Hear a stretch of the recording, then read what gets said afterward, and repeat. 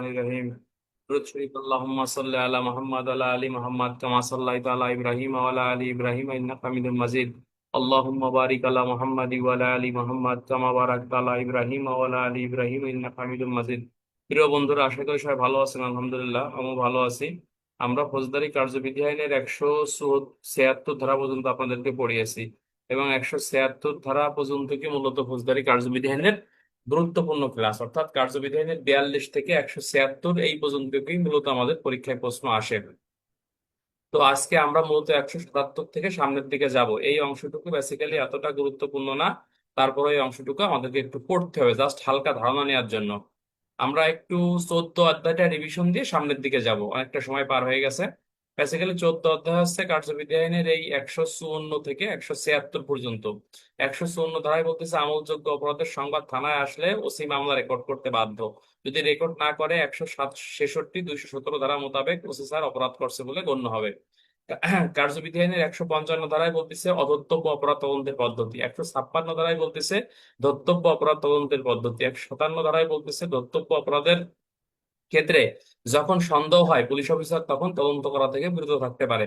160 ধারায় আপনাকে বলতেছে ধর্তব্য অপরাধ তদন্তের ক্ষেত্রে পুলিশ সাক্ষীর প্রতি লিখিত সমন ইস্যু করতে পারে। 161 ধারায় বলতেছে এই ধরনের সাক্ষীর জবানবন্দি কিভাবে রেকর্ড করতে হবে। 162 ধারায় আপনাকে বলতেছে এরূপ জবানবন্দির ব্যবহার। 163 ধারায় আপনাকে বলতেছে সাক্ষীর জবানবন্দি নেওয়ার সময় কোনো প্রকার ভয় ভীতি প্রলোভন প্রতিশ্রুতি এ ধরনের দেওয়া যাবে না। আর 164 ধারায় বলতেছে স্বীকারোক্তিমূলক জবানবন্দি কোন কোন ম্যাজিস্ট্রেট রেকর্ড করতে পারবে।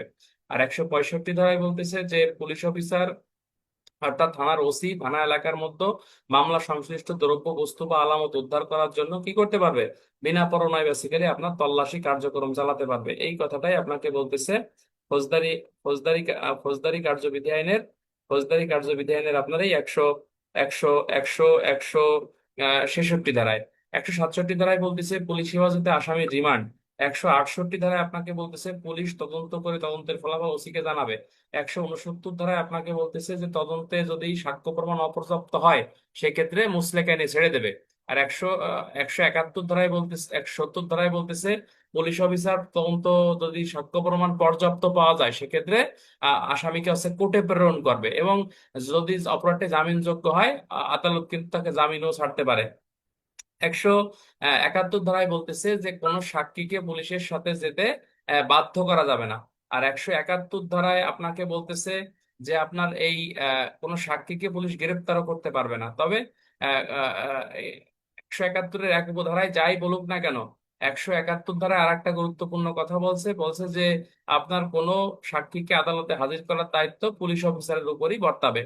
172 ধারায় বলতেছে কেস ডায়েরি। 173 ধারায় বলতেছে পুলিশ রিপোর্ট। পুলিশ রিপোর্ট দুই প্রকার, চার্জশিট এবং হচ্ছে আপনার ফাইনাল রিপোর্ট। এরপরে আপনাকে বলতেছে যে 174 ধারায় আপনাকে বলতেছে যে 174 ধারায় আপনাকে বলতেছে যে আছে অপমৃত্যু বা শ্রুতাল প্রতিবেদন।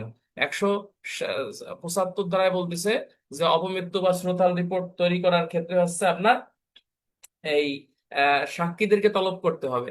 আর 176 ধারায় বলতেছে পুলিশ হেফাজতে কোনো ব্যক্তি মারা গেলে তার শ্রোতাল রিপোর্ট হচ্ছে আপনাকে প্রস্তুত করতে হবে। এই হচ্ছে ফৌজদারি কার্যবিধি আইনের আপনার এই 176 ধারা পর্যন্ত আপনাদেরকে পড়িয়েছি। আর 177 থেকে আপনার সামনের দিকে আমরা যে ধারাগুলো আজকে একটু দেখবো, এই ধারাগুলো বেসিক্যালি অতটা গুরুত্বপূর্ণ না, তারপরে পরীক্ষায় কিন্তু প্রশ্ন আসে, অনেক সময় চলে আসতে পারে। এই অধ্যায়টার নাম আছে ফৌজদারি মামলার কার্যক্রম। এই অধ্যায়টার নাম কি? ফৌজদারি মামলার কার্যক্রম। এই অধ্যায়টা বেসিক্যালি আপনাকে আলোচনা করছে ফৌজদারি কার্যবিধি আইনের আপনার এই 177 ধারা থেকে আপনাকে আলোচনা করছে এই 100 কত এই 205 পর্যন্ত আপনাকে এই বিষয়টা আলোচনা করছে এবং এই অধ্যায়ে অর্থাৎ কোন অপরাধের বিচার কোথায় হবে এই সংক্রান্ত বিধিবিধানগুলো আলোচনা করছে। যেমন আমরা 154 থেকে 176 ধারা পর্যন্ত আমরা পড়ছি যে থানার ওসি তার এখতিয়ার সীমার মধ্যে অপরাধ তদন্ত করতে পারে বা ক্ষমতাবান।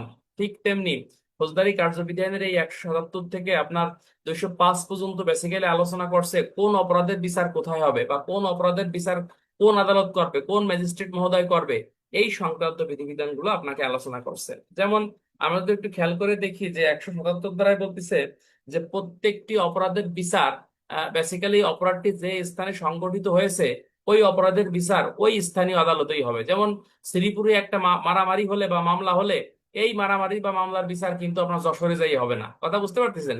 177 ধারায় বলতেছে আপনার একই কথা, যেখানে অপরাধটি সংঘটিত হয়েছে অপরাধের বিচার কার্যক্রম ওইখানেই আপনার হবে।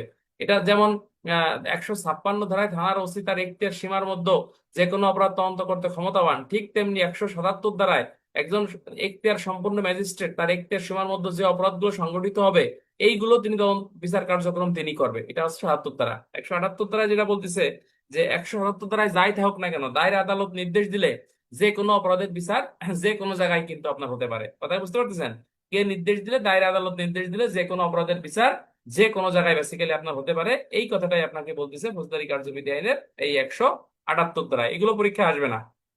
179 ধারাটা একটু গুরুত্বপূর্ণ, এখান থেকে রিটেনে কিন্তু পরীক্ষায় প্রশ্ন আসতে পারে। অর্থাৎ যে জেলায় অপরাধ সংঘটিত হয়েছে অথবা যেখানে তার পরিণাম সংঘটিত হয়েছে অভিযুক্ত ব্যক্তির বিচার যে জায়গায় মানে দুই জায়গার যে কোনো এক জায়গায় আপনার হতে পারে। যেমন আমি শ্রীপুর থানা থেকে কাউকে আমি আঘাত করলাম, তাহলে এই আঘাতের চিকিৎসা নিতে যাইয়ে মনে করেন যে এই যশোরে যায় এসে মনে করেন মারা গেল, তাহলে এই অপরাধের বিচারটা কোথায় হবে? তাহলে এই অপরাধের বিচার এখানে বলতেছে অপরাধটি যেখানে শুরু এবং শেষ হয়েছে, অপরাধটি যেখানে শুরু এবং শেষ হয়েছে সেই অপরাধের বিচার বেসিক্যালি হচ্ছে আপনার ওর যে কোনো জায়গায় আপনার হতে পারে। এই কথাটা এখানে বলতেছে। হ্যালো,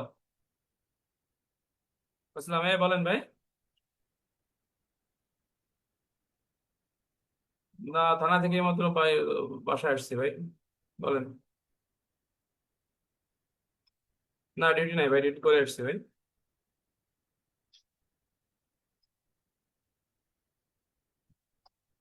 বুঝতে পারছি। আসেন 10টা 11টার দিকে আসেন, কথা বলেন, সমস্যা নেই। বলেন। কালকে কালকে রাত্রে আসেন, সমস্যা নেই, কথা বলবো। ঠিক আছে। কালকে আসেন 8টা, জাস্ট 8টার সময় থাকেন আপনি, ঠিক আছে?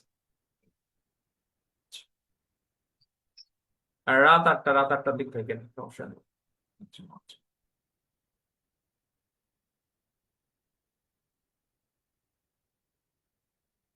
আচ্ছা, তো এই 78 ধারায় মনে করেন শ্রীপুর থানায় একটা ঘটনা ঘটছে, এই অপর এই এই এর এর পরিণাম যে শেষ হয়েছে মনে করেন যে আপনার কোথায়? এর পরিণাম যে শেষ হয়েছে হচ্ছে আপনার যশোর যাইয়ে। তাহলে এই অপরাধের বিচার শ্রীপুরেও আপনার হতে পারে, আদালতে হতে পারে, বা যশোরের আদালতে যাই আপনার হতে পারে। এখানে আমরা যদি একটু উদাহরণ দেখি, যেমন দেখেন, যেমন ক নামক ব্যক্তি প নামক আদালতের অধিক্ষেত্রে সীমার মধ্যে আহত হইলো এবং ফ নামক আদালতের অধিক্ষেত্রে সীমার মধ্যে তার মৃত্যু হইলো। তাহলে কয়ের জীবন প্রাণ নাশ করিবার অপরাধের বিচার বা অনুসন্ধান ক বা ফ আদালত করতে পারবে। অর্থাৎ আমি এখান থেকে আহত হয়ে যদি আমি এইখানে মারা যাই, মানে অন্য কোথাও যাই মারা যায়, তাহলে তার বিচার হচ্ছে নর্মালি আমার এখানে হতে পারে, বা যেখানে আমি মারা গেছি সেখানেও বেসিক্যালি আপনার এই অপরাধের বিচারটা আমার হতে পারে। এই কথাটাই আপনাকে বলতেছে ফৌজদারি কার্যবিধির 179 ধারায়। 179 ধারা আমরা জাস্ট এই উদাহরণগুলো একটু দেখবো, পরীক্ষায় এগুলো আসতে পারে যে অপরাধের বিচার কোথায় হবে। তাহলে 179 ধারায় বলতেছে অপরাধের বিচার যে কোনো জায়গায় আপনার হতে পারে। এই হচ্ছে 179। আচ্ছা, 179 গেল, 179 গুলো আসবে না। 182টা রিটেনে আসার মতো একটা প্রশ্ন, এটা একটু দেখতে হবে যে অপরাধের স্থান যখন অনিশ্চিত এবং এবং মাত্র যখন এক জেলায় না হয় তখন অপরাধের অবিরাম বা একাধিক কার্যের সমষ্টি, সেই ক্ষেত্রে তার বিচারের স্থান কোথায় হবে এটা একটু ভালো করে বোঝেন।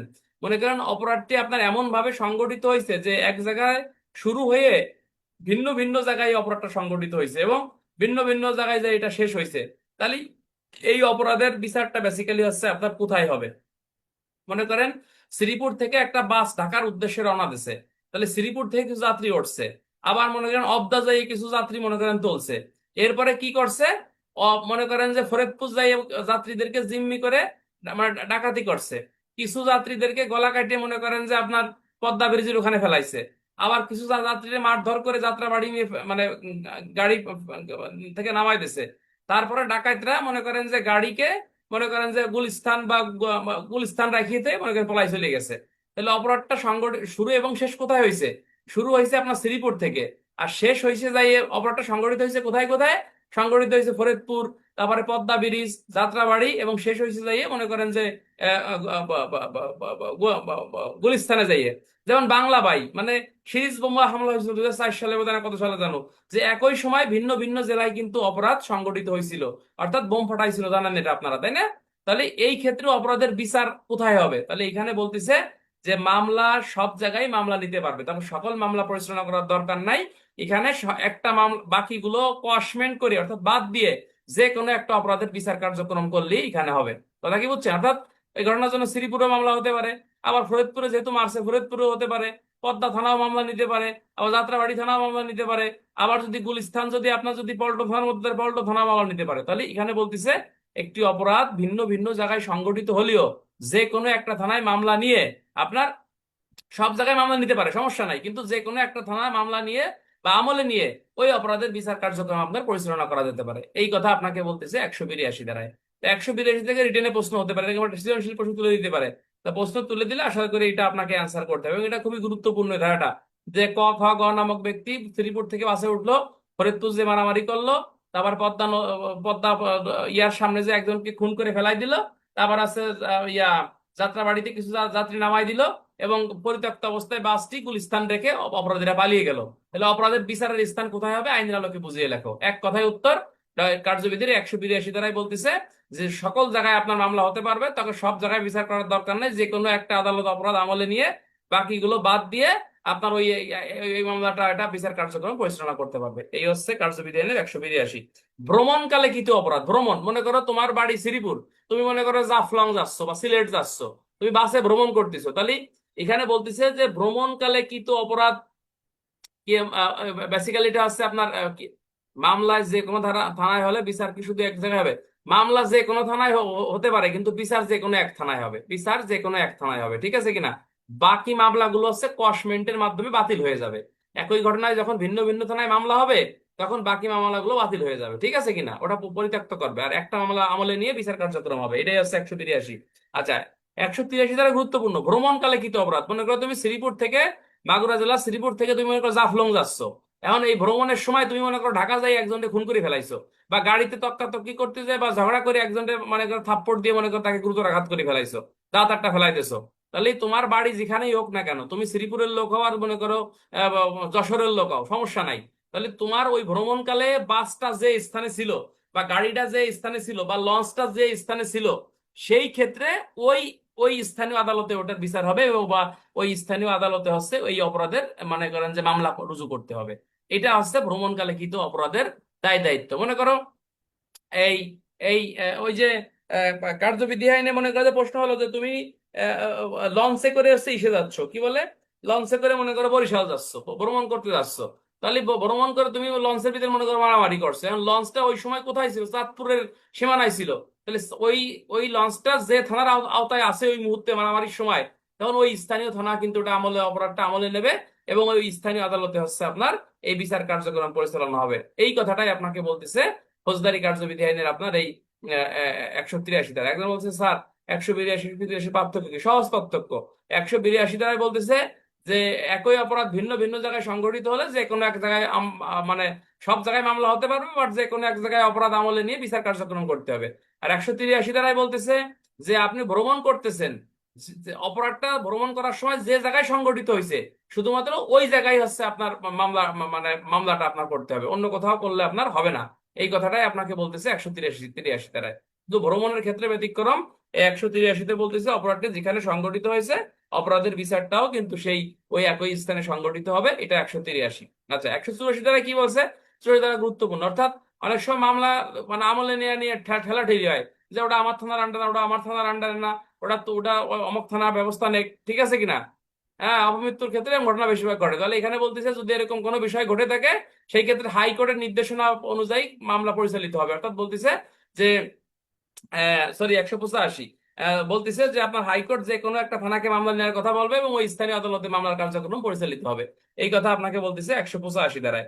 যাও, এর বাইরে আর তেমন কোনো কোনো কিছু এখানে নাই। আচ্ছা, 188 ধারাটা কিন্তু গুরুত্বপূর্ণ। 188 ধারা হচ্ছে আপনার আইনের অতিরাষ্ট্রিক। আইনের অতিরাষ্ট্রিক অর্থাৎ এক্সট্রা টেরিটোরিয়াল। অতিরাষ্ট্রিক এটা আপনারা জানেন যে দণ্ডবিধির 4 ধারা, কার্যবিধির 188 ধারা, মানব পাচার আছে আপনার 5 ধারা, হ্যাঁ, সাইবার নিরাপত্তা আইনের 4 ধারা। এই এক্সট্রা টেরিটোরিয়ালের ব্যাখ্যা আপনাকে দিয়েছে সিআরপিসির এই 188-তে। বলতেছে যে আপনি এমন একটা অপরাধ বাংলাদেশের নাগরিক আপনি করছেন, সেখানে বলতেছে যে আপনি যদি বিদেশে বসে কোনো অপরাধ করেন, আপনি বাংলাদেশের নাগরিক, সেই ক্ষেত্রে বাংলাদেশেও কিন্তু এই অপরাধের বিচার কার্যক্রম আপনার করা যাবে। আপনি বিদেশে বসে বাংলাদেশের কোনো বিমান জাহাজ বা পথে কোনো অপরাধ করছেন, সেই অপরাধের বিচারও কিন্তু বাংলাদেশে করা যাবে। আবার বিদেশি কোনো নাগরিক বাংলাদেশে বসে যদি বাংলাদেশের কোনো খুন ডাকাতি দস্যুতা বা কোনো অপরাধ যেটা বাংলাদেশের আইনি অপরাধ হিসেবে চিহ্নিত হয়েছে বা গণ্য করা হয়েছে, এই অপরাধের বিচারটাও কিন্তু ফৌজদারি কার্যবিধি আইনের এই 188 ধারা মোতাবেক আপনার কিন্তু এখানে করা যাবে। আশা করি আমার কথা মনে হয় ইনশাল্লাহ এটা আপনারা ক্লিয়ার বুঝতে পারছেন, ঠিক আছে কিনা? আচ্ছা, তো এখানে এই 188 দণ্ডবিধির 4 ধারা আপনার একই ধারা, অর্থাৎ এক্সট্রা টেরিটোরিয়াল, অর্থাৎ এই আপনি বাংলাদেশের নাগরিক বিদেশে বসে কোনো অপরাধ করছেন, যেমন সৌদি আরবে আপনি একটা খুন করে বাংলাদেশে চলে আইছেন, এই অপরাধের বিচার বাংলাদেশে করা যাবে, এটা 188-তে বলতেছে। আবার আপনি বাংলাদেশের কোনো বিমান বা মনে করেন বাংলাদেশের একটা জাহাজ এই মুহূর্তে সিঙ্গাপুর আছে, সিঙ্গাপুরে আপনি একটা খুন করে ফেলাইছেন, মনে করতে হবে যে আপনি বাংলাদেশেই অপরাধ করছেন, তাহলে বাংলাদেশেও কিন্তু এই অপরাধের বিচার কার্যক্রম আপনার করা যাবে। এই কথা আপনাকে বলতেছে ফৌজদারি কার্যবিধি আইনের আপনার এই 100 কত ধারায়, এই 88 ধারায়। এখান থেকে রিটেনে প্রশ্ন আসতে পারে যে ক নামক ব্যক্তি বাংলাদেশের একটি জাহাজে সিঙ্গাপুরে খুন করলো, তার অপরাধের বিচার কার্যক্রম কোথায় হবে?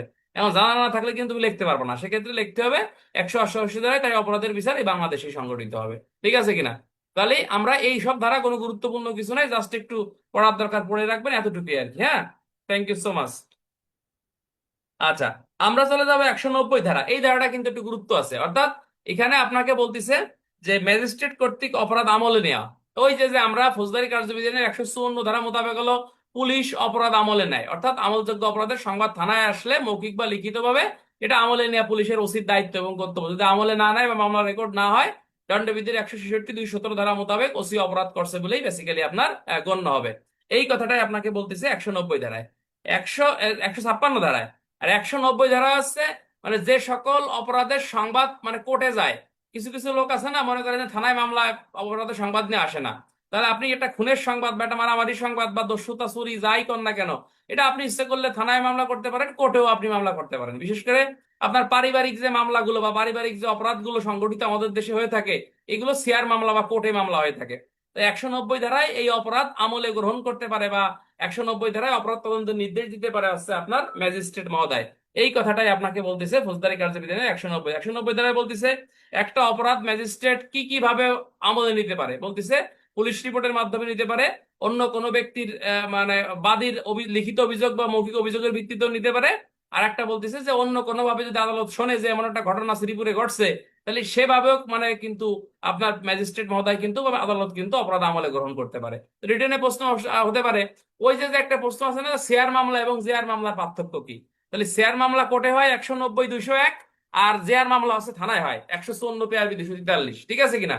জেয়ার মামলা পুলিশ তদন্ত করে, শেয়ার মামলা আদালতের নির্দেশে পুলিশ তদন্ত করতে পারে। জেয়ার মামলাগুলো সরাসরি পুলিশ তদন্ত করে, শেয়ার মামলাগুলো কোর্টের নির্দেশে পুলিশ তদন্ত তদন্ত করে থাকে, ঠিক আছে কিনা? আচ্ছা, শেয়ার শেয়ার মামলার ক্ষেত্রে এখানে বলতেছে শেয়ার মামলাগুলো থানার ওসি রেকর্ড করে থাকে, শেয়ার মামলাগুলো বিজ্ঞ আদালত আপনার রেকর্ড করে থাকে। সাধারণত বাংলাদেশের চুরি খুন দস্যুতা ধর্ষণ এ ধরনের অপরাধে সাধারণত আপনার কোর্টে থানায় শেয়ার মামলা হয়ে থাকে।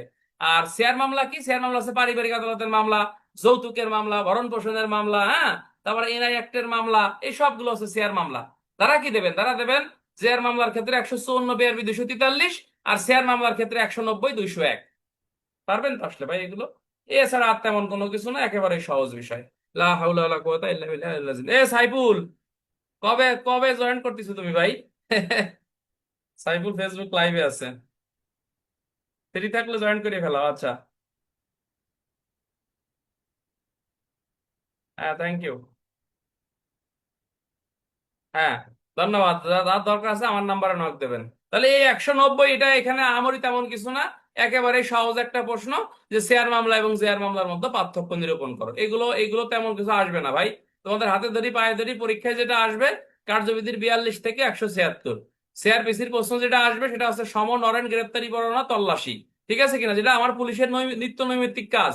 এইগুলো তুমি ভালো করে শেখো। প্রশ্ন তুমি যদি বিগত 10 বছরের প্রশ্নও দেখো, যে এর বাইরে সিআরপিসির প্রশ্ন খুব কম, খুবই কম। এই যে এইসব প্রশ্ন তুমি দেখাতে পারো যে কোনো একটা বছর আইছে, কিন্তু আসতে পারে, এই জন্য আমরা জাস্ট একটু মানে উজোকে তালে তালে পড়ি, কিন্তু এগুলো কখনো আসবে না, ঠিক আছে? জাস্ট একটু নলেজে রাখবেন। আচ্ছা, এত কথার দরকার, কথা বলে সময় নষ্ট যাবে, সময় হাতে খুবই কম। আচ্ছা, আমরা এখন সরাসরি চলে যাব ফৌজদারি কার্যবিধি আইনের আপনার এই 195 ধারায়। 195 এবং ফৌজদারি কার্যবিধি আইনের 196, 196 ক, 196 ক এবং 196 খ, এই ধারাগুলো কিন্তু একটি ইম্পর্টেন্ট। কনস্টেবলদের জন্য ইম্পর্টেন্ট না হলেও যারা আপনারা এএসআই আমরা পরীক্ষা দেবো আমাদের জন্য এটা কিন্তু ইম্পর্টেন্ট, এটা কিন্তু আমলে নেবেন। রাখাল চন্দ্র স্যারের বইতে কিন্তু এই ধারা থেকে প্রশ্ন রিটেনে কিন্তু আসে, এবং ইন্সপেক্টরশিপে আসে, এএসআই দের প্রশ্ন এই ধারা থেকে আসে। এখানে আপনাকে বলতেছে যে সরকার ফৌজদারি কার্যবিধি আইন অনুসারে আপনার কোন কোন অপরাধের জন্য সরাসরি আসছে আপনার মামলা রুজু করা যাবে না, কোন কোন অপরাধের জন্য। রিটেনে এই প্রশ্নটা গুরুত্বপূর্ণ, আমার গাইডে এই প্রশ্নটা আছে, যারা গাইড হাতে পাইছে দেখবা যে এই প্রশ্নটা গ্রুপে প্রশ্ন আমার গাইডে আছে। অর্থাৎ কোন কোন অপরাধের জন্য সরাসরি কি করা যাবে না, মামলা রুজু করা যাবে না, সেই কথাগুলো আপনাকে বলতেছে ফৌজদারি কার্যবিধি আইনের এই 195, 196, 196 কতে। এই তিনটা ধারা মুখস্থ রাখতে হবে। কোন কোন অপরাধের জন্য সরাসরি মামলা রুজু করা যাবে না, হ্যাঁ, আদালতের নির্দেশ ব্যতীত, সেই কথাগুলোই আপনাকে বলতেছে ফৌজদারি কার্যবিধানের 194, 195, 195, 196, 196 ক এবং 196 খ। এই ধারাগুলো আপনারা একটু দেখবেন এবং এটা গুরুত্বপূর্ণ। এখানে 195 ধারায় বলতেছে ওই যে দণ্ডবিধির 172 থেকে 188 ধারার অপরাধের ক্ষেত্রে ওই যে অর্থাৎ ওই যে আদা সরকারি কর্মচারীর কর্তৃত্ব অবমাননার যে ধারা, যেমন সমন অমান্য করা, পুলিশের কাজে সহায়তা না করা, হ্যাঁ, তারপর পুলিশকে হুমকি দামকি দেওয়া, পুলিশের সরকারি কাজে সাহায্য না করা, মিথ্যা সংবাদ দেওয়া। অর্থাৎ এখানে আপনাকে বলতেছে এই সকল অপরাধ যখন সংগঠিত হবে এর জন্য সরাসরি আপনাকে মামলা নেওয়া যাবে না। অর্থাৎ যে অফিসারের সাথে এই ঘটনা ঘটছে ওই অফিসার একটা প্রতিবেদন আদালতে দেবে, তার উপর ভিত্তি করে হচ্ছে আদালত যদি মনে করে যে মামলা নেওয়া যাবে সেক্ষেত্রে মামলা রেকর্ড হবে, আদারওয়াইজ কিন্তু সরাসরি এই অপরাধের জন্য মামলা রেকর্ড নর্মালি আপনার হয় না। আচ্ছা, এখানে এখানে এখানে আমরা আর একটা জিনিস আমরা দেখব যে সরাসরি বলতেছে যে যেমন এই যে রিসেন্টলি আমাদের এক সার্জেন্ট স্যাররা কিন্তু ওই যে মারতে গেছে, দেখছেন না, ওই যে কার গাড়ি নিয়ে ঘটনা কি জানো। তো দেখেন এই যে এখানে কিন্তু ওই যে এখানে এই যে এই ধরনের বিধান এখানে আছে, অর্থাৎ সরকারি কর্মচারী ডাইরেক্ট লিখিত অভিযোগ দিয়েছে ওই মহিলার বিরুদ্ধে, ভদ্র মহিলার বিরুদ্ধে, ঠিক আছে কিনা। তাহলে এই লিখিত অভিযোগ ছাড়া কিন্তু সরকার বা আদালত এটা আমলে নিয়ে তারপর হচ্ছে এটা মামলা হবে, এই কথাটাই আপনাকে এখানে বলতেছে। আচ্ছা, এরপরে বলতেছে যে দণ্ডবিধির এই যে কিছু ধারা আছে, যেমন 193, 194, 195, 196, 200, 205, 207, 209, 211, 228, হ্যাঁ, এই সকল অপরাধের ক্ষেত্রে সরাসরি মামলা নেওয়া যাবে না। অর্থাৎ আদালত বা সরকারের অনুমোদন নিয়েই হচ্ছে আপনার হচ্ছে কি করতে হবে, আছে আপনার মামলাটা মানে রুজু করতে হবে, এই কথাটা আপনাকে এখানে বলতেছে। এখানে বলতেছে যে সাক্ষ্য প্রমাণ দাখিলকৃত দলিলপত্র সম্পর্কে কতিপয় অপরাধের মামলা।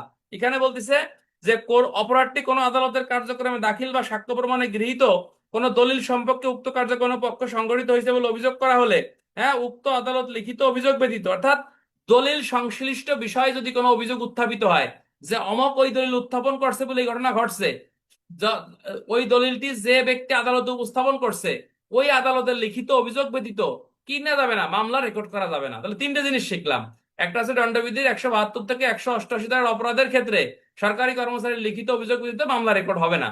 আর একটা বলছে দণ্ডবিধির 193, 94, 95, ওই যে 200, 204, 205, 6, 209, 211, হ্যাঁ, 228, এই সকল অপরাধের ক্ষেত্রে সরাসরি মামলা রুজু করা যাবে না, হ্যাঁ, যতক্ষণ পর্যন্ত আছে আপনার কি হয় আপনার এই আদালতের লিখিত অভিযোগ ব্যতীত। আর যদি কোনো দলিল নিয়ে কোনো অপরাধ সংগঠিত হয়, যতক্ষণ আদালত হচ্ছে আপনার লিখিত না দেবে যে এই দলিলটি তার কাছে উপস্থাপন করা হয়েছিল ততক্ষণ পর্যন্ত কিন্তু হচ্ছে আপনার এই মামলা বেসিক্যালি হচ্ছে আপনার রেকর্ড করা যাবে না।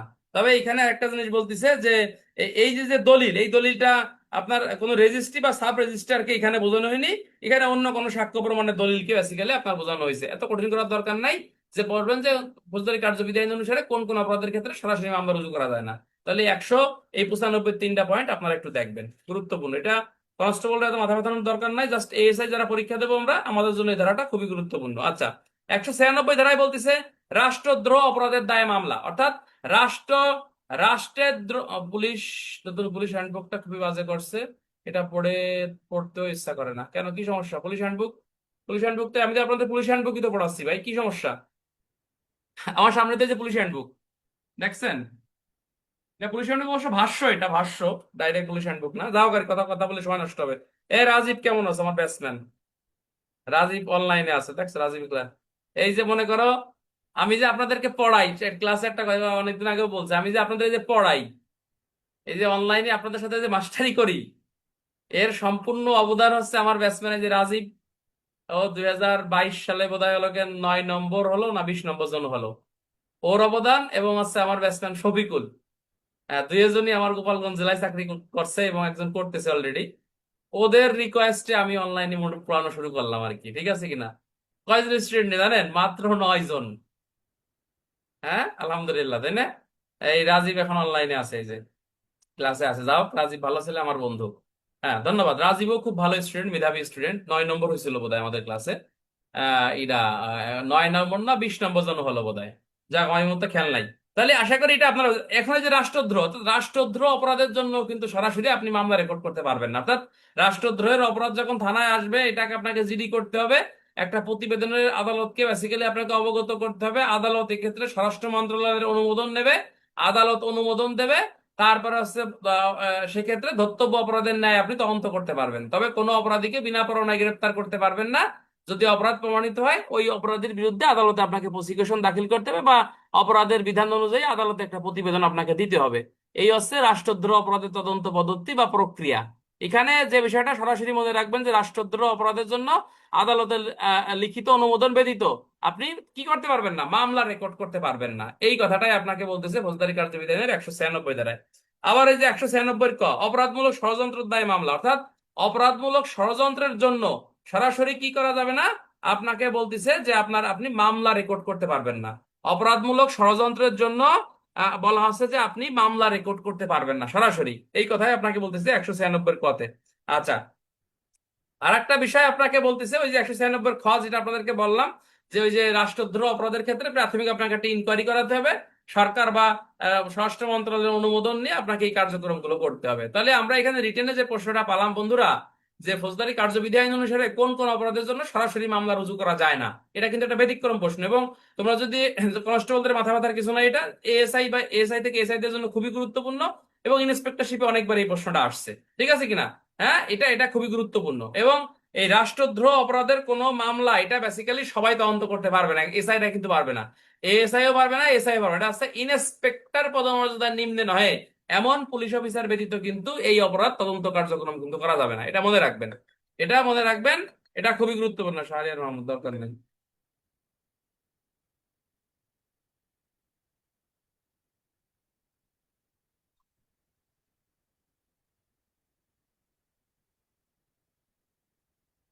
আচ্ছা, আবার আমার আমার নেট প্রবলেম মনে হয় একটু, 1-2 দিন সময় দেন, এরপরে আমরা নতুন আবার জুম নিচ্ছি, ইনশাল্লাহ ঠিক হয়ে যাবে। ইনশাল্লাহ দ্রুতই ঠিক হয়ে যাবে, ঠিক আছে।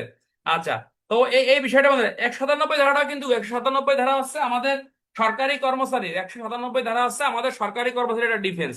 যেমন তোমরা জানো যে কার্যবিধি আইনের 132 ধারায় ওখানে বলতেছে যে যারা বেআইনি সমাবেশ ছত্রভঙ্গের কাজে অংশগ্রহণ করছে, যে সে পুলিশ হোক, সেনাবাহিনী হোক বা পাবলিক হোক, এই সকল ব্যক্তির বিরুদ্ধে সরাসরি কিন্তু মামলা রেকর্ড করা যাবে না। যাবে ভাই? যাবে না। অর্থাৎ আদালতের অনুমোদন নিতে হবে। এই কথাটাই আপনাকে 97 ধারায় বলতেছে যে ফৌজদারি কার্যবিধি আইন অনুসারে 97 ধারায় আপনাকে বলতেছে যে একজন বিচারক সে যদি ভুল বিচারক করে থাকে, বা একজন সরকারি কর্মচারী দায়িত্ব পালন করার সময় যদি একটা অন্যায় দায়িত্ব যদি সে পালন করে থাকে, বা এই ধরনের কার্যক্রম সে যদি সংগঠন করে থাকে, সেই কথাটাই আপনি এখানে বলতেছে যে সরকারের পূর্ব অনুমোদন ব্যতীত তার বিরুদ্ধে কি করা যাবে না, কোনো মামলা রুজু করা যাবে না। এটা হচ্ছে তার একটা ডিফেন্স, ঠিক আছে কিনা, এটা তার একটা ডিফেন্স। এটা 97 ধারায় আপনাকে এই কথাই বলতেছে, এছাড়া আর তেমন কিছু না। আচ্ছা, 198 ধারায় বলতেছে চুক্তিভঙ্গ, মানহানি এবং বিবাহ সংশ্লিষ্ট অপরাধের দায়ে মামলা। চুক্তিভঙ্গ, হ্যাঁ, চুক্তিভঙ্গ অর্থাৎ চুক্তিভঙ্গ, বিবাহ বা এক বউ রেখে যদি আপনি আর এক বিয়ে করেন, এই সংশ্লিষ্ট মামলা যখন হবে, সেই ক্ষেত্রে আপনাকে বলতেছে যে আপনার এই যে মানে যে ব্যক্তি মূলত ভিক্টিমাইজ হয়েছে তাকেই মামলা করতে হবে, অন্য কোনো ব্যক্তি মামলা করলে এখানে হবে না। চুক্তিভঙ্গ, বিবাহ, এবং বলতেছে আপনার এই যে কি বলতেছে যে এই এই এই এই এই মানহানি, হ্যাঁ, অন্য কেউ মামলা করলে কিন্তু এখানে হবে না। অর্থাৎ যে ব্যক্তি ভিক্টিমাইজ, যেমন মানহানির মামলা করতে হয় মামলার বাদীকে। তোমরা এমনি নর্মালি জানো যে মামলার বাদী যে কোনো ব্যক্তি হতে পারে, কিন্তু এখানে কিছু ব্যতিক্রম। অর্থাৎ চুক্তিভঙ্গের মামলা, মানহানির মামলা, বিবাহ সংশ্লিষ্ট মামলা, যেমন তুমি এক বউ হয়ে যদি আর এক বিয়ে করো, এটা অন্যায়, ঠিক আছে, এটা করা যাবে না। তাহলে এরকম কাজ তুমি যদি করো, দণ্ডবিধি আইনের ওই যে 394 ধারা না কত, আস্তাগফিরুল্লাহ, 494 ধারা মোতাবেক তুমি অপরাধ করছো বলে গণ্য হবে। ক্লিয়ার কিনা? এটা মনে রাখতে হবে। তো এই ধরনের মামলা সরাসরি কিন্তু যে ভিক্টিমাইজ তাকেই করতে হয়, কিন্তু ভিক্টিমের বয়স যদি 18 বছরের কম হয়, সেক্ষেত্রে অন্য যে কোনো ব্যক্তি মামলা করতে পারে। আর একটা বলতেছে ভিক্টিম যদি সেনাবাহিনী সদস্য হয়, সেক্ষেত্রে অন্য যে কোনো ব্যক্তিও কিন্তু আপনার মামলা করতে পারবে। এটা বলা হচ্ছে 198 ধারা। 199 ধারা খুবই গুরুত্বপূর্ণ একটি ধারা। ব্যভিচার এবং কোনো বিবাহিত মহিলাকে ফুসলই নিয়ে যদি নিয়ে যায়, কি বলতেছে? ব্যভিচার। ব্যভিচার তোমরা জানো, ইংরেজিতে বলা হচ্ছে অ্যাডাল্টি। দণ্ডবিধি 494 ধারায় ব্যভিচারের সংজ্ঞা দিয়েছে। অর্থাৎ তুমি যদি আর একজনের বউরে ফুসলাই ফাসলাই পরকীয়া করে যদি কোনো খারাপ কাজ করো, অন্যায় কাজ করো, বোঝো তোমরা, এটা বলার কিছু নাই। এই কাম যদি করো তাহলে তুমি ব্যভিচার করছো বলে গণ্য হবে। এবং ব্যভিচারের ক্ষেত্রে যদি তুমি কি করো, ব্যভিচারের ক্ষেত্রে বলা হচ্ছে যে তুমি এই নারী, অর্থাৎ যে নারীর সাথে তুমি এই কাম করছো, সেক্ষেত্রে ওই নারীর কিন্তু অপরাধ না, তোমার শাস্তি হচ্ছে 5 বছরের কারাদণ্ড, অর্থদণ্ড বা ওয়ারদণ্ডের বিধান কিন্তু রাখা হয়েছে। ক্লিয়ার কিনা? নারীকে এখানে শাস্তির হাত থেকে রক্ষা করা হয়েছে। বাংলা কথা বুঝতে পারছো? নারীর কোনো শাস্তি এখানে কিন্তু হবে না। আর এই ব্যভিচার যদি কোনো করা হয়ে থাকে, তাহলে এই ব্যভিচারে মামলা করবে কিটা? তাহলে ব্যভিচারে মামলা করবে হচ্ছে এই নারীর স্বামীকে মামলা করতে হবে। ঠিক আছে কিনা?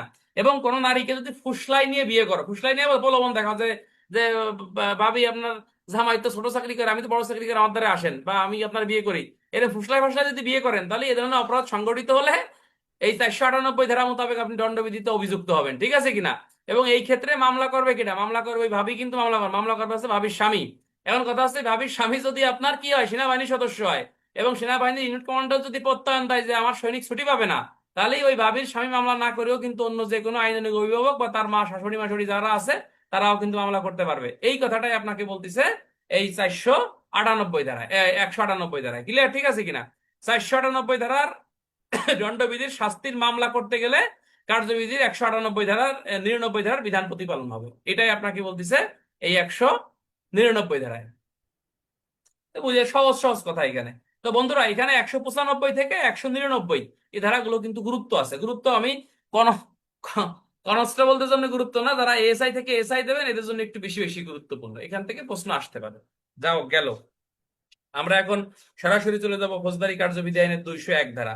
এই 201 ধারা, এটা কিন্তু গুরুত্ব আছে, এটাকে কোনোভাবেই অবহেলা করার কোনো সুযোগ নাই। এই যে আমরা 200 ধারা এবং 201 ধারা, ম্যাজিস্ট্রেটের নিকট নালিশ, ম্যাজিস্ট্রেটের নিকট নালিশ অর্থাৎ আপনি আমি সহজে একটু কথা বলি, ক্লাস রেকর্ড হচ্ছে, কথা বলেন না, রেকর্ডে তো কত কথা, রেকর্ডটা বন্ধ করে কই ভাবিক্ষণ আর আপনি যা করেন মনে করেন। আচ্ছা, এই যে যে বলতেছে যে ম্যাজিস্ট্রেটের নিকট নালিশ, ম্যাজিস্ট্রেটের নিকট নালিশ, তাহলে ম্যাজিস্ট্রেটের নিকট নালিশটা আপনি কিভাবে করবেন? এই নালিশের প্রক্রিয়া, যেমন তুমি থানায় আসলে না, না এসে কোর্টে মামলা করতে চলে গেছে, থানায় আসলে মামলাটা রেকর্ড হয়ে আসছে, কার্যবিধির 154-তে ওসির এই ক্ষমতা দিচ্ছে। কিন্তু তুমি মানে আমি বই বাদ দাও ভাই, তুমি নিজে মানে নিজের মাথার ভিতরে ঢুকো যে এই মামলাটা কিভাবে কোর্টে হয়। তাহলে তুমি থানায় না এসে চলে গেছো কোর্টে, তাহলে তুমি তুমি যখন কোর্টে যাবা, তাহলে সেই ক্ষেত্রে অপরাধটা আমলে গ্রহণ করবে হচ্ছে 190টি ম্যাজিস্ট্রেট। আর তুমি কোর্টে যাই তুমি কিভাবে এটা মামলাটা করবা, সেই প্রক্রিয়ার কথা বলতেছে 201 থেকে 205 পর্যন্ত। 200 দ্বারাই বলতেছে যে বাদীর জবানবন্দি গ্রহণ। তো তুমি যখন কোর্টে যাবা, ম্যাজিস্ট্রেটের সামনে হাজির হবা, ম্যাজিস্ট্রেটের কাছে গড় গড়াই তুমি সত্য কথা বলে দিবা, স্যার আমি অমুক অমুক অমুক জায়গাতে আইছি, এই ঘটনা ঘটছে, আমি এর সুবিচার চাই। ম্যাজিস্ট্রেট তোমার জবানবন্দি গ্রহণ করবে, ওই ধারা অনুযায়ী মামলা রেকর্ড হয়ে গেল। ঠিক আছে কিনা?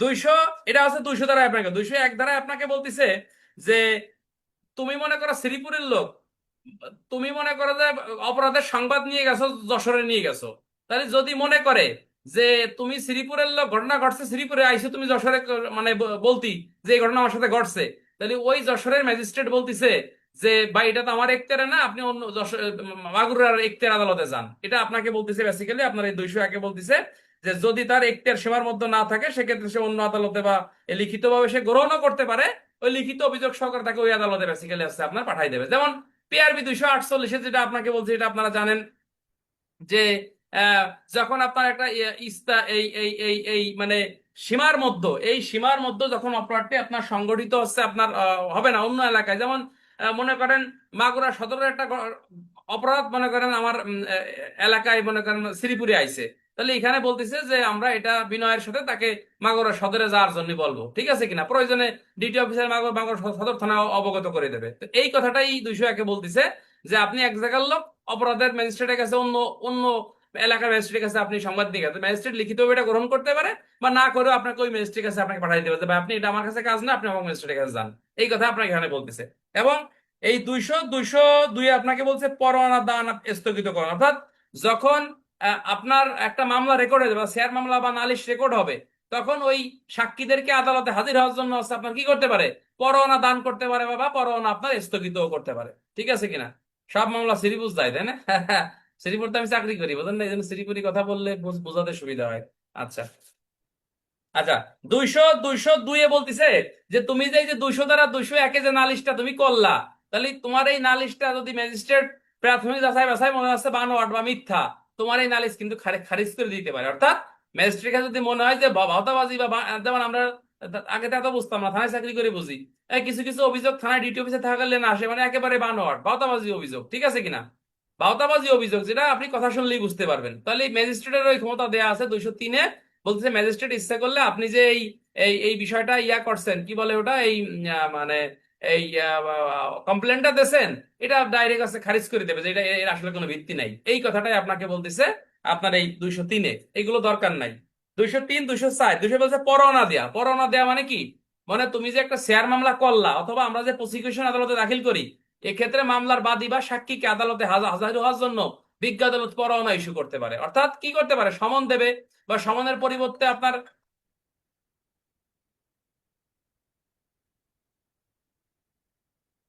হ্যালো।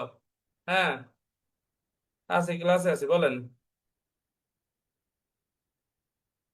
আচ্ছা, ঠিক আছে, ঠিক আছে, আছে এখন।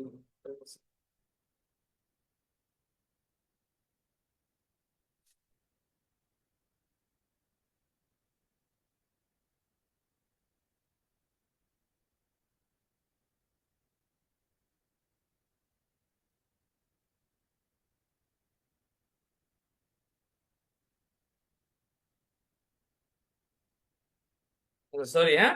আচ্ছা, তাহলে হচ্ছে আপনারা এখানে এটা এটা আশা করি বুঝতে পারছেন তো কোন মধ্যে গেছিলাম। 204। তাহলে 204ই আপনাকে যেটা বলতেছে যে যতক্ষণ পর্যন্ত সাক্ষীদের খরচের এই মানে টাকা না দেওয়া হবে, ততক্ষণ পর্যন্ত পরোয়ানা স্থগিত কিন্তু করতে পারে। 204ই আপনাকে এটা বলতেছে যে শেয়ার মামলা যখন কোর্টে হবে, তখন বিজ্ঞ আদালত এই পরোয়ানা দান করতে পারে, বা পরোয়ানা স্থগিত করতে পারে, বা পরোয়ানা দানের ক্ষেত্রে যে করণীয় যে বিধানগুলো আছে, 204ই আপনাকে এটাই কথা বলতেছে। আচ্ছা, 204-এর সাথে আর কোন ধারা মিলে? এগুলো কোনো আর কোনো ধারা মেলে না। ওই 204 হচ্ছে পরোয়ানা দান বা স্থগিতকরণ, এই কথা 204 বলতেছে এই বিধানটা। আচ্ছা, 205টা গুরুত্বপূর্ণ, এটা এটা একেবারে মুখস্থ করে ফেলতে হবে, যে একই সাথে শেয়ার মামলা এবং জেয়ার মামলা যদি হয়, বা একই সাথে থানা এবং কোর্টে মামলা হলে, সেক্ষেত্রে আদালতের গৃহীত কার্যক্রম কি ব্যাখ্যা করো। এই প্রশ্নটা কিন্তু পরীক্ষা আসে, সবাই মুখস্থ করে ফেলেন। 205-এর ঘতে আপনাকে যেতে বলতে, মনে করো তুমি একটা মামলা আছে কোর্টে করছো, আর একটা মামলা মনে করো থানায় করছে, বাদী পক্ষ কোর্টে করছে, বিবাদী পক্ষ কোর্টে যে মামলা করছে, ঠিক আছে কিনা। তাহলে একই ঘটনার পরিপ্রেক্ষিতে দুইটা মামলা হয়, কোথায়, একটা থানায় একটা কোর্টে, সেই ক্ষেত্রে আদালত থানার রিপোর্ট তলব করবে, ক্লিয়ার কিনা। এবং আদালতের এই থানার এই রিপোর্ট যদি যে ব্যক্তি কোর্টে মামলা করছে, ঠিক আছে কিনা, তার কথার বিপক্ষে যায়, অর্থাৎ আমি কলাম যে আমারে মারছে, কিন্তু পুলিশ অফিসার থানা থেকে রিপোর্ট দিল না তারে মারে নাই বা মারামারি হয় নাই, সেই ক্ষেত্রে আপনাকে বলতেছে যে পুলিশ এই রিপোর্টটা স্থগিত রেখে আদালতে যে শেয়ার মামলাটা হয়েছিল বা আদালতে যে অভিযোগটা উত্থাপিত হয়েছিল, এই মামলাটা এই মামলাটা সামনের দিকে অগ্রসর করবে, অর্থাৎ সামনের দিকে পরিচালিত হবে। এই কথা আপনাকে বলছে 205-এর ঘতে। তাহলে আমরা এখানে কি শিখলাম? এখানে আপনাকে একজন বলছে স্যার 190 এবং 200 ধারার মধ্যে পার্থক্য কি ভাই? 200 ধারাটা হচ্ছে যে অপরাধ আমলে নেওয়া, অর্থাৎ আপনি যে লিখিত বাদীর লিখিত জবানবন্দি গ্রহণ করতেছেন। আর 190-তে আপনাকে বলতেছে কোন কোন ম্যাজিস্ট্রেট, মানে কোন কোন পদ্ধতিতে অপরাধ আমলে নিতে পারে, ঠিক আছে কিনা। পুলিশ রিপোর্টের ভিত্তিতে নিতে পারে, বাদীর লিখিত অভিযোগের পরিপ্রেক্ষিতে নিতে পারে, এবং অন্য যে কোনো ভাবে প্রাপ্ত সংবাদের ভিত্তিতেও কিন্তু কি নিতে পারে, পুলিশ অফিসার কিন্তু আপনার এই অপরাধ আমলে গ্রহণ করতে পারে। এই কথাটাই আপনাকে বলতেছে ফৌজদারি কার্যবিধি আইনের আপনার এই এই ইয়া ধারায়, কেউ কয় ধারায়, এই এই 100 ইয়া আরে 190 ধারায়।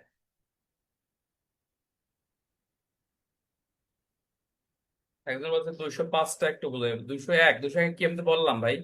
201-এ যে বিষয় বেসিক্যালি বলতেছে, এখানে 201-এ বলতেছে যে ম্যাজিস্ট্রেট মামলা আমলে নেবার ক্ষমতা না থাকলে তিনি যে কার্যবিধি অনুসরণ করবে, অর্থাৎ এখানে বলতেছে যে ম্যাজিস্ট্রেটের এখতিয়ার নেই তার কাছেও নালিশ করা যেতে পারে, নালিশ আমলে নেওয়ার ক্ষমতা নানা কারণে হতে পারে। এখানে আপনাকে বলতেছে যে যিনি মামলাটি আমলে যোগ্যতা সম্পন্ন নহেন, তাহলে তিনি উপযুক্ত আদালতে পেশ করার জন্য সেই মর্মে উহা মন্তব্য লিপিবদ্ধ করে নালিশটি ফেরত পাঠাবে। নালিশ এবং অভিযোগ লিখিত না করা হলে তাহা ম্যাজিস্ট্রেট বাদীকে উপযুক্ত আদালতে যাইতে নির্দেশ দেবে। আমি তো একই কথা বারবার বললাম ভাই, এখানে নর্মালি আপনাকে বলতেছে যে তুমি শ্রীপুরের লোক, ঘটনা ঘটছে শ্রীপুরে, তুমি চলে গেছো মনে করো ইয়াতে, মনে করো যে ঢাকা চলে গেছো, যে তোমার সাথে এই ঘটনা ঘটছে, বা তুমি ফরিদপুর যাই কমপ্লেন জানাইছো, তাহলে কিন্তু হবে না। এখানে বলতেছে যে তুমি ফরিদপুরে গেছো, ঠিক আছে, ফরিদপুরের ওই ম্যাজিস্ট্রেট বলবে যে এটা শ্রীপুরের ঘটনা, আপনি শ্রীপুরে যান। অথবা ফরিদপুরের ওই ম্যাজিস্ট্রেট অপরাধ লিখিতভাবে নেবে, নিয়ে বাদীকে এবং ওই লিখিত বিষয় কাগজ সহকারে আপনার এই মাগুরা হচ্ছে পাঠাই দেবে, ফরিদপুর আদালত পাঠাই দেবে। এটাই বলতেছে আপনার 201-এ, এছাড়া তেমন কিছু না। ধন্যবাদ। এগুলো এগুলো আসবে না এখান থেকে। আমি যতগুলো ধারা পড়ালাম, 5টা ধারা ইম্পর্টেন্ট বলবো, সবাই দাগাই নেন। সেটা হচ্ছে দণ্ডবিধির 182, কার্যবিধির 182, কার্যবিধির 188। ক্লিয়ার? দুইবার কিন্তু বলবো না। 182, 188, কার্যবিধির 190, কার্যবিধির 195 থেকে 199। ঠিক আছে কিনা? গুরুত্বপূর্ণ এগুলো, মানে এসআই দের জন্য গুরুত্বপূর্ণ, এসআই পরীক্ষা দেবেন। আর এখান থেকে গুরুত্বপূর্ণ হচ্ছে আপনার এই 205-এর ঘ, 205-এর ঘ, এটা গুরুত্বপূর্ণ। আচ্ছা বন্ধুরা, আমরা এখন চলে যাব ফৌজদারি কার্যবিধানের সার্জের বিষয়ে। সার্জ, এই সার্জের বিষয়ে এটাও কিন্তু একটু গুরুত্ব আছে, একটু তাকাই নিতে হবে। চার্জ, সার্জ কি? সার্জ, সার্জটা হচ্ছে যে পুলিশ অফিসার কি করবে, আপনার অপরাধ আমলে গ্রহণ করবে। কি করবে? সার্জটা হচ্ছে পুলিশ অফিসার অপরাধ আমলে গ্রহণ করবে। এটা আপনাকে একটু ভালো করে বুঝতে হবে বন্ধুরা। সার্জটা হচ্ছে পুলিশ অফিসার অপরাধ, কনস্টেবলরা না পড়লে কি উল্টো পাল্টা কমেন্ট করেন ভাই। সার্চটা কি? সার্চটা হচ্ছে পুলিশ অফিসার যখন কোনো একটা মামলার চার্জশিট আদালতে দেবে, তখন পুলিশ অফিসারের এই চার্জশিটের উপর ভিত্তি করে আদালত চার্জ গঠন করবে। চার্জশিট দিয়ে দিলেই কিন্তু, চার্জ মানে অভিযোগ গঠন করবে, অর্থাৎ চার্জশিট দিয়ে দিলেই যে আপনার কাজ শেষ হয়ে যায় তা না। চার্জশিট দেওয়ার পরে আদালত এটা অভিযোগ আমলে নেবে, নেয়ার পরে চার্জ গঠন করবে, অর্থাৎ অভিযোগ গঠন করবে। গঠন করার পরে তখন এই এই সকল মামলায় যে সকল বাদী আছে, বিবাদী আছে, সাক্ষীরা আছে, তাদেরকে তলব করবে। তলব করে এক এক করে আপনার এই কথাগুলো আপনার শুনবে। হ্যাঁ, এর নামই হচ্ছে আপনার চার্জ গঠন বা অভিযোগ গঠন। এই কথা আপনাকে বলতেছে ফৌজদারি কার্যবিধি আইনের আপনার এই 200, আপনার এই কয় ধারা, 221 ধারা। 221 ধারা থেকে সামনের দিকে আপনাকে এই কথা বলতেছে যে 221 ধারায় চার্জ, 221-22-এ মূলত চার্জের হচ্ছে আপনার সংজ্ঞা দিছে। আর 222-27 ধারাটাতে আমরা দেখি যে আদালত চার্জ গঠন এবং চার্জ পরিবর্তন করতে পারে কিনা। মানে এখানে বলতেছে যে একটা মামলার চার্জ গঠন হয়ে গেলে সেটা কি পরিবর্তন করা যায় কিনা। হ্যাঁ, তাহলে এমসিকিউ, সেটা পরিবর্তন করা যায় কখন? রায় ঘোষণার পূর্বে যে কোনো সময় আদালত চার্জ পরিবর্তন করে করতে পারে, অথবা নতুন করে হচ্ছে আপনার এই চার্জ সে গঠন করতে পারে। এই কথাটাই আপনাকে বলতেছে ফৌজদারি কার্যবিধি আইনের 227 ধারা। রিটেনে একবার প্রশ্ন আসছে ইন্সপেক্টরশিপে যে চার্জ কি পরিবর্তন করা যায়, পরিবর্তন করা গেলে কখন পরিবর্তন করা যায়। 227 ধারায় বলতেছে রায় ঘোষণার পূর্বে যে কোনো সময় আপনি এই চার্জ আপনি পরিবর্তন করতে পারবেন। ক্লিয়ার? 234 ধারাটা দাগাই নেন, খুবই গুরুত্বপূর্ণ এটা। যে একই ধরনের 3টি অপরাধ 1 বছরের মধ্যে সংঘটিত হলে তখন একত্রে চার্জ গঠন করা যাবে। মনে করো একই ধরনের 3টা অপরাধ, মিন্স কিরম, মনে করো তুমি এই 25 সালের বা 24 সালে তুমি একই ধরনের 3টি অপরাধ করছো, যেমন চুরি করছো, ডাকাতি করছো, দস্যুতা করছো। এই 3টা অপরাধ কিন্তু একই কোয়ালিটি, অর্থাৎ সবই সম্পত্তির বিরুদ্ধে অপরাধ। তাহলে একই সালে অর্থাৎ 1 বছরের মধ্যে তুমি যদি 3টা অপরাধ সংগঠন করো, এমসিকি কত বছরের মধ্যে? 1 বছরের মধ্যে, 12 মাসের মধ্যে, একই কোয়ালিটির অপরাধ। মনে করো তুমি চুরি করছো, চুরি করতে যাই মনে করো ধর্ষণও করছো। আবার মনে করো ডাকাতি করছো, ডাকাতি করতে যাই আবার মনে করো ঘরে আগুন ধরাইছো। তাহলে এটা কিন্তু একই ধরনের অপরাধ হলো না। ঠিক আছে কিনা? অর্থাৎ সেম অপরাধ হতে হবে। মনে করো তুমি ডাকাতি করতে যাই মারামারি করছো, এটা কিন্তু আপনার এক ধরনের অপরাধ। ঠিক আছে কিনা? তুমি অনধিকার প্রবেশ করতে যাই একজনকে বাড়ি মেরে ফেলাইছো, হ্যাঁ, এটাও কিন্তু একই ধরনের অপরাধ। কিন্তু যদি ভিন্ন জগতের অপরাধ সময়, যেমন তুমি চুরি করতে যাই ঘরে আগুন ধরাই দিছো, অথবা চুরি ডাকাতি করতে যাই ধর্ষণ করছো, তাহলে দুটি ভিন্ন ভিন্ন অপরাধ হয়ে গেল এখানে। অর্থাৎ এই অপরাধের বিচার একসাথে করা যাবে না। অর্থাৎ বলতেছে যে একই বছরে অর্থাৎ 12 মাসের মধ্যে তুমি এমসিকিউ কয়টি অপরাধ করছো? 3টি অপরাধ, হ্যাঁ, 12 মাসের মধ্যে করছো। তাহলে এই 3টি অপরাধের বিচার কি করা যাবে? বলতেছে আপনার এই ইয়াতে করা যাবে। কি কয় রে? বলতেছে আপনার এই এক সময়ে, অর্থাৎ এই একসাথে চার্জ গঠন করা যাবে, আলাদা আলাদা চার্জ গঠন করার কোনো দরকার নাই। তুমি যদি চুরি করো, ডাকাতি করো, দস্যুতা করো, এই অপরাধের বিচার তুমি একসাথে করতে পারো। এমসিকিউ গত বছরের মধ্যে, 12 মাসের মধ্যে, বা 1 বছরের মধ্যে। কি অপরাধ? একই শ্রেণীর অপরাধ, ভিন্ন ভিন্ন অপরাধ হলে হবে না, একই অপরাধ, অর্থাৎ একই একই ক্যাটাগরির অপরাধ করতে হবে। সেক্ষেত্রে আপনি এই অপরাধের বিচার একসাথে আপনি করতে হবে। এই হচ্ছে 234 ধারা, খুবই গুরুত্বপূর্ণ। আচ্ছা, আর একটা ধারা আমি বলবো এখানে, 239 ধারা। এই ধারাটা আপনারা একটু দাগায় রাখেন লাল কালি দিয়ে। এখানে বলতেছে যে কোন কোন অপরাধের বিচার একসাথে করা যাবে বা একসাথে চার্জ গঠন করা যাবে। এখানে দেখো কিছু অপরাধের কথা বলতেছে যে এই কাজ যারা করছে এদের বিচার একসাথে করা যায়। এটা নর্মালি পুস্তক ব্যতীত আসবে না, পুস্তক সহকারে আসবে। জাস্ট আমাদের একটু জানা থাকলো যে এই টাইপের একটা প্রশ্ন কিন্তু আমাদের এখানে আছে, এতটুকু জানলেই হয়েছে। এতটুকু জানলেই হয়েছে, এর বাইরে যাওয়ার আমাদের দরকার নেই। আমি কি বোঝাতে পারছি? তাহলে 239 একটু দেখেন কি বলছে, যে একই কাজ কারবারে কৃত একই অপরাধে অভিযুক্ত ব্যক্তিগণ একসাথে চার্জ গঠন করা যাবে। অপরাধে অভিযুক্ত ব্যক্তি এবং অপরাধের সহায়তাকারী ব্যক্তির একসাথে চার্জ গঠন করা যাবে, আলাদা চার্জ গঠন করার দরকার নাই। আবার দণ্ডবিধির 234, কার্যবিধির 234 ধারা মোতাবেক একই বছরে 3টি অপরাধ যারা করছে তাদের চার্জ একসাথে করা যাবে। একই কাজ কারবারে কৃত বিভিন্ন অপরাধে অভিযুক্ত ব্যক্তিগণ একসাথে চার্জ করা যাবে। অর্থাৎ এই যে 239 ধারায় বেসিক্যালি কি বলতেছে, বলতেছে কি যে কোন কোন অপরাধের চার্জ একসাথে করা যায়, অর্থাৎ কোন কোন ব্যক্তির চার্জ রিটেনে প্রশ্ন আসতে পারে কার্যবিধি আইন অনুসারে কোন কোন অপরাধের চার্জ আপনি একসাথে গঠন করবেন, এটা আপনি লেখেন বা বলেন। তো এই কথাটা আপনাকে বলতেছে ফৌজদারি কার্যবিধি আইনের এই 239 ধারা। এটা জাস্ট একটু মনে রাখবেন, এছাড়া তেমন কিছু না, আশা করি বুঝতে পারছেন।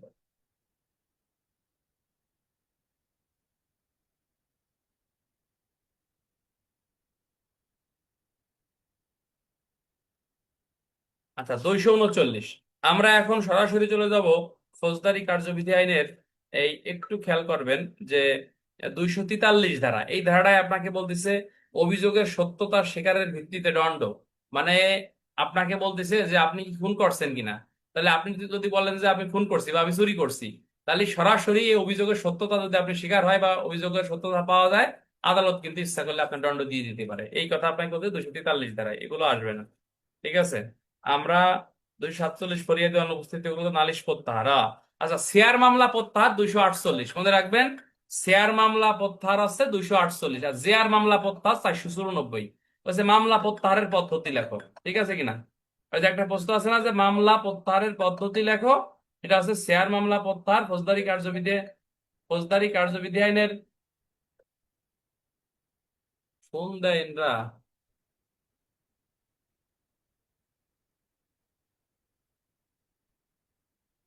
শেয়ার মামলা প্রত্যাহার 248, আর জেয়ার মামলা প্রত্যাহার 494, ঠিক আছে কিনা। এই দুটো ধারা একটু মনে রাখবেন। শেয়ার মামলা প্রত্যাহার করতে গেলেও কোর্টে আবেদন করতে হবে, জেয়ার মামলা প্রত্যাহার করতে গেলেও হচ্ছে আপনার এই জেলা ম্যাজিস্ট্রেটের কাছে আপনাকে অনুমতি নিয়ে আপনাকে আবেদন করে মামলা প্রত্যাহার করতে হবে, ঠিক আছে কিনা। এটা হচ্ছে শেয়ার মামলা এবং জেয়ার মামলা প্রত্যাহারের পদ্ধতি বা হচ্ছে বিধান, এগুলো আসবে না। আচ্ছা, তুচ্ছ এবং বিরক্তিকর অভিযোগে, তুচ্ছ এবং বিরক্তিকর অভিযোগেও কিন্তু দণ্ডবিধি আইনে শাস্তি আছে।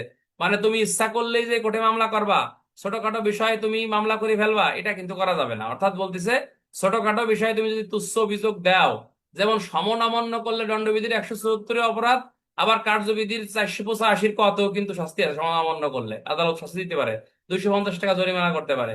এই কথাটাই আপনাকে এখানে বলতেছে। যেমন দণ্ডবিধিতে বলতেছে তুমি যদি মিথ্যা মামলা করো বা হয়রানিমূলক মামলা করো, বাদী নিজেই অভিযুক্ত, হ্যাঁ, বা তুচ্ছ ঘটনায় মামলা করছে, যেমন দণ্ডবিধি 211 তার শাস্তি। ঠিক তেমনি সিআরপিসির এই 250 ধারায় বলতে ছোটখাটো বিষয়ে তুমি যদি অভিযোগ দাও কোর্টে যাইয়ে, ছোটখাটো বিষয়ে তুমি যদি কোর্টে যেয়ে অভিযোগ দাও, যদি তদন্তে প্রমাণিত হয় বিষয়টা তুচ্ছ এবং সামান্য ক্ষতিকারক, আদালত ইচ্ছা করলে কিন্তু 250 ধারা অনুযায়ী তোমাকে শাস্তি দিতে পারে, ঠিক আছে কিনা। এখানে 250 ধারায় আপনাকে বলতেছে, কথা বলেন না। তাহলে আজকে আমরা বেসিক্যালি 177 ধারা থেকে আপনার এই 250 ধারা পর্যন্ত আমরা দেখলাম। 250 ধারা পর্যন্ত দেখলাম, এটা তেমন গুরুত্বপূর্ণ কিছু না। ধারাগুলো আমি একটু বলি, জাস্ট এগুলো একটু মুখস্থ করে ফেলবেন এনাফ। কার্যবিধির হচ্ছে 182, 188, ঠিক আছে কিনা। কার্যবিধির 182, 188 খুবই গুরুত্বপূর্ণ। কার্যবিধির 190, কার্যবিধির 195 থেকে 196 খ, এরপরে 197, 199, এরপরে হচ্ছে আপনার এই যে 200 ধারা, এরপরে হচ্ছে আপনার ওই যে 205-এর ঘ, হ্যাঁ, এরপরে হচ্ছে আপনার 227, এরপরে 234, 239 এবং 250। এই ধারাগুলো একটু সূচির মতো মনে রাখলেই আপনার হবে। এছাড়া তেমন কোনো প্রশ্ন। কালকে ক্লাসটা আরো গুরুত্বপূর্ণ হবে।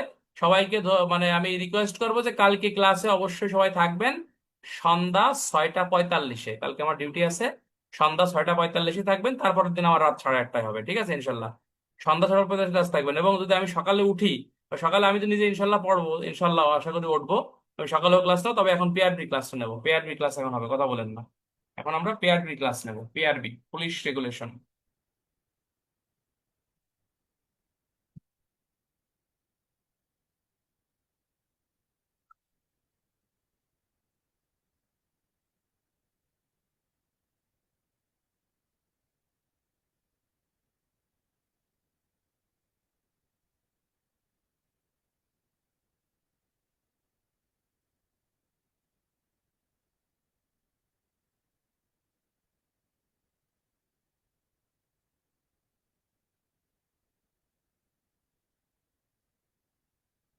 ভাই, আপনাদের সবাইকে বিনয়ের সাথে বলি, এই মুহূর্তে আমাদের হাতে কিন্তু খুবই অল্প সময়।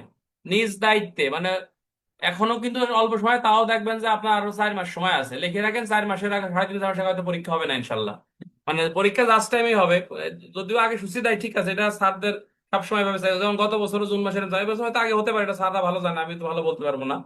যাও, কিন্তু এই মুহূর্তে আপনাকে একটু সময় দিতে হবে, অর্থাৎ আমরা প্রতিদিন করে 2010-15 সাল থেকে সামনের দিকে আমরা কিন্তু অগ্রসর হব, এবং এই এই এই এই প্রশ্নগুলো আপনারা দেখতে হবে প্রতি বছর। কি ক্লাস শেষে প্রশ্ন আলোচনা করাই দিন, আচ্ছা ক্লাস শেষে প্রশ্ন আলোচনা করলে আমার ভালো হবে। এরকম একটা প্র্যাকটিস আমরা শুরু করি যে প্রতিদিন ক্লাস শেষে 2-3টা প্রশ্ন আমরা আলোচনা করব। 2-3টা প্রশ্ন তাহলে আমাদের সুবিধা হবে। তাহলে আমার মনে হয় প্রতিদিন ক্লাস শেষে আমরা এই প্রশ্নটা কে করলো, এটা আমার কে দিলো, এটা খুব ভালো করছে এটা। আহ প্রতিদিন আমরা ক্লাস শেষে আহ, 5টা প্রশ্ন আলোচনা করব।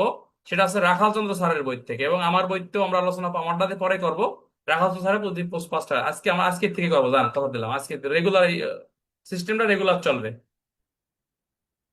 আচ্ছা, আমরা একটু পিআরবি দেখি, পিআরবি দেখি, পিআরবি দেখি, পিআরবি দেখি।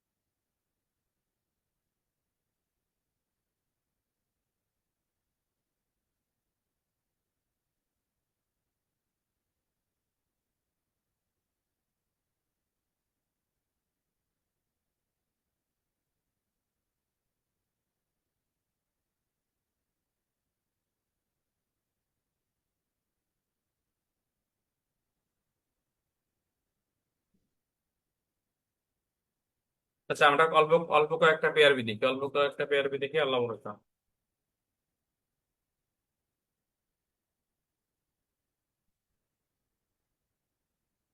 আচ্ছা, আমরা পেয়ারবি কোন পর্যন্ত পড়াইছিলাম? পেয়ারবি আমরা মনে হয় 390 পর্যন্ত পড়াইছিলাম, যে অপরাধ ম্যাপ বা অপরাধ মানচিত্র। 391-তে বলতেছে ভিসিএনবি বা ভিলেজ ক্রাইম নোটবুক। ভিসিএনবির আসলে এখন কোনো আর ব্যবহার নাই, কথা বুঝছেন? ভিসিএনবির এখন আধুনিক রূপ হচ্ছে সিডিএমএস, অর্থাৎ ক্রাইম ডাটা ম্যানেজমেন্ট সিস্টেম। হ্যাঁ, যত অপরাধের তথ্য এই সিডিএমএস এ এন্ট্রি করা হয়ে থাকে। হ্যাঁ, ক্রাইম ডাটা ম্যানেজমেন্ট সিস্টেম। তো এই বিসিএনবি বা ক্রাইম ডাটা ম্যানেজমেন্ট যদি পরীক্ষায় আসে, পিআরবি 391 বিধির আলোকে লিখতে হবে। বিসিএনবির ক্রাইম ভিলেজ ক্রাইম নোটবুক, এর হচ্ছে 5টা অংশ ছিল: অপরাধ অংশ, দণ্ড অংশ, গ্রামের ইতিবৃত্ত, ইতিবৃত্ত পত্র, আর একটা হচ্ছে সূচিপত্র। এই 5টা অংশ ছিল, এখন আর এগুলো লেখা হয় না। নর্মালি এর আধুনিক রূপ হচ্ছে সিডিএমএস, ঠিক আছে কিনা? এর আধুনিক রূপ হচ্ছে বই হাতে পাইছেন না অনেকে? বই কি অনেকে হাতে পাইছেন? বই হাতে পাইছেন? পাইছেন কে কে বলেন? যারা বইটা হাতে পাইছেন, ইনশাল্লাহ আমি আশা করব আজকে রাত থেকে আমার বইয়ের যে কার্যবিধির প্রশ্নগুলো আছে একটু রিভিশন দিয়ে ফেলবেন, পড়ে ফেলবেন। ভালো লাগবে। একবারে সহজ সরল ভাষায় আমি প্রশ্নগুলো লেখার চেষ্টা করছি, শুধুমাত্র আপনাদের জন্যই মূলত বই। আমি কিন্তু দেখেন কোনো ফেসবুকেও কিন্তু পোস্ট পোস্ট করি নাই যে বই বিক্রি করতেছি।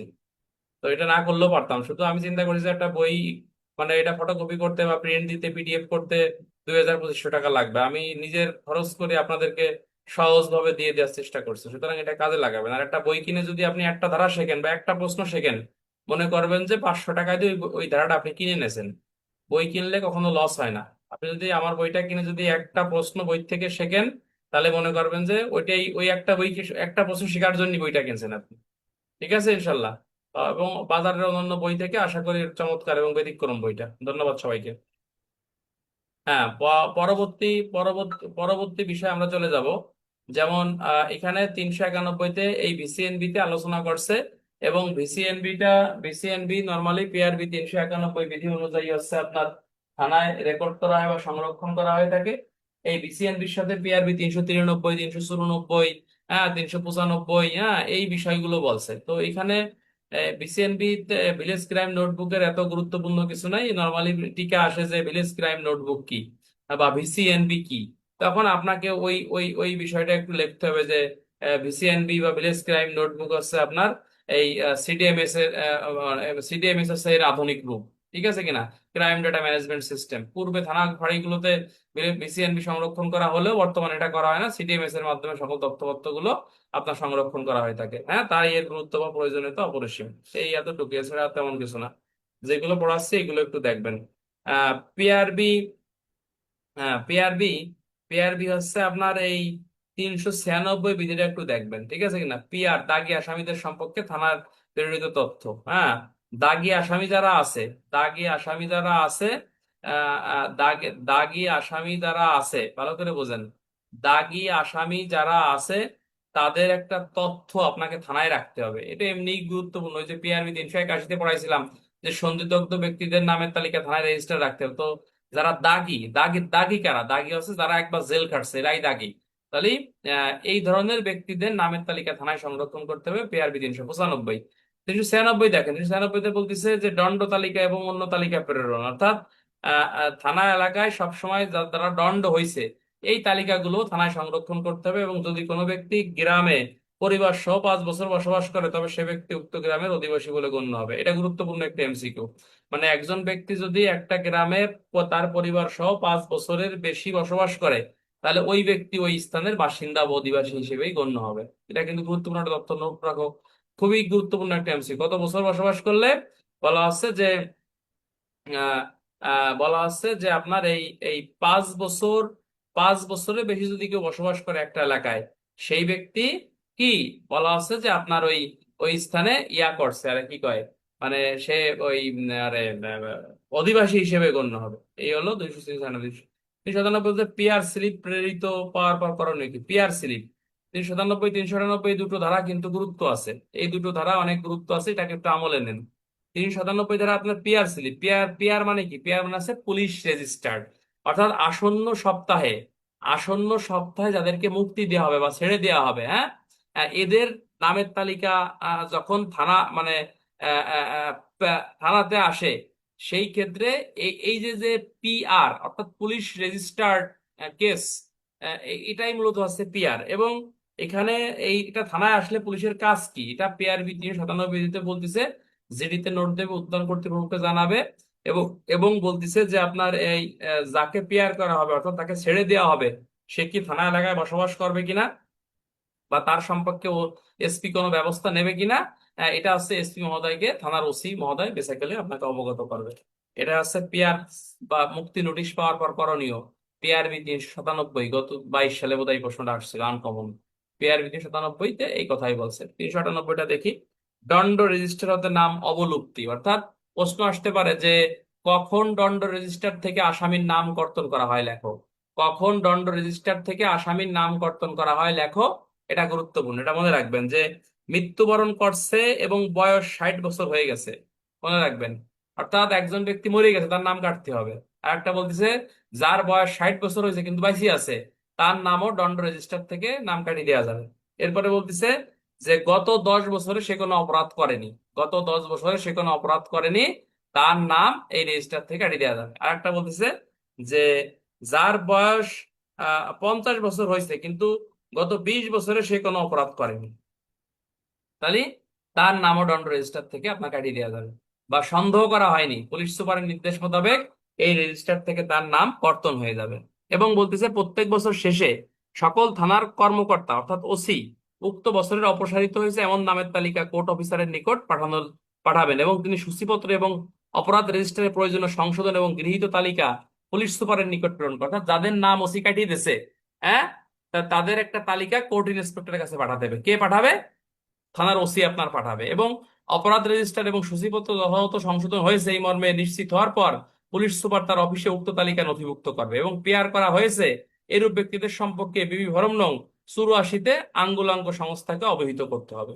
অর্থাৎ যাদেরকে ছাড়া হয়েছে, ছাড়িয়ে আসার পরে তাদেরকে আঙ্গুলের ছাপ পুলিশ নেবে, নেওয়ার পরে হচ্ছে এদের আঙ্গুলের ছাপ রাখতে হবে। আঙ্গুলের ছাপ কেন রাখবা? তো তুমি জেলখানাতে ছাড়া পেয়ে আবার দিয়ে আকাম করতে পারো কিনা তার তো গ্যারান্টি আছে, এই জন্য আঙ্গুলের ছাপকে জানা, আঙ্গুলের ছাপ সংস্থা যারা আছে সিআইডি, তাদেরকে অবগত করতে হবে এই এই এই মার্ডার কেসের আসামি সে জামিনে আইছে, তারা কিন্তু ছাড়া হয়েছে, কথা বুঝছেন? অর্থাৎ পিআর করা হয়েছে। পিআর মানে কি? এই পিআর মানে কিন্তু ভালোবাসা না, পিআর মানে আছে পুলিশ রেজিস্টার্ড, যাদেরকে মুক্তি দেওয়া হয়েছে। ঠিক আছে কিনা? আশা করি আমার কথা মনে বুঝতে পারছেন। ধন্যবাদ বন্ধুরা। এখানে এই 397 এবং 398, তো 397 তো পরীক্ষা একবার চলে আইছে, 398 কিন্তু পরীক্ষায় আসতে পারে। এটা গুরুত্বপূর্ণ যে আহ, একজন দণ্ডপ্রাপ্ত আসামির নাম কখন কর্তন করা হয়, সেটা পিআরবি 398 বিধিতেই আপনাকে বলছে। আচ্ছা, সকালে উঠে ইনশাল্লাহ আমরা পিআরবির ক্লাস নিবানি, সকালে উঠে আমরা পিআরবির ক্লাস নেব, ঠিক আছে? এবং আমরা রাখাল চন্দ্র স্যারের বইয়ের 5টা প্রশ্ন আমরা পড়াবো। ধন্যবাদ সবাইকে। পিআরবি পড়াবো এবং রাখালচন্দ্র স্যারের বইয়ের প্রশ্ন পড়াবো। আমরা ভোরে উঠবো, 6:30টায় ওঠার চেষ্টা করব এবং ক্লাস নেবো ইনশাল্লাহ। ধন্যবাদ সবাইকে।